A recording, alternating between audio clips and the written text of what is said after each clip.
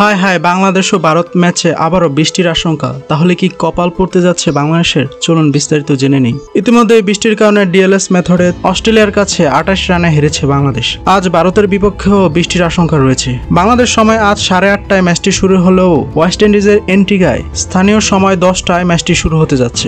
তবে 10টার সময় 46% বৃষ্টির সম্ভাবনা রয়েছে, আর 11টার সময় 51% বৃষ্টির সম্ভাবনা রয়েছে এবং 12টার সময় 47% বৃষ্টি হতে পারে বলে জানিয়েছে একুওয়েদার। এদিকে পুরো ম্যাচ জুড়েই আকাশ মেঘলা থাকার সম্ভাবনা রয়েছে। তো বোঝাই যাচ্ছে অস্ট্রেলিয়ার মতো এই ম্যাচেও একটু পরপর বৃষ্টি হানা দিতে পারে। বাংলাদেশকে সেমিফাইনালের রেসে টিকে থাকতে হলে আজ ভারতের বিপক্ষে জিততেই হবে। ম্যাচটি যদি বৃষ্টিতে পরিত্যক্ত হয় তবে দু দলেই 1 পয়েন্ট করে পাবে। এরপর বাংলাদেশের বাকি থাকবে আরও একটি ম্যাচ আফগানিস্তানের বিপক্ষে। তবে সম্ভবত আজ ভারতের বিপক্ষে এই ম্যাচটি বৃষ্টির কারণে ডিএলএস মেথডেই গড়াতে যাচ্ছে। সেক্ষেত্রে বাংলাদেশকে বৃষ্টি ও ডিএলএস এর হিসাব মাথায় রেখে যদি টসে জিতে তাহলে বোলিং করার সম্ভাবনা রয়েছে।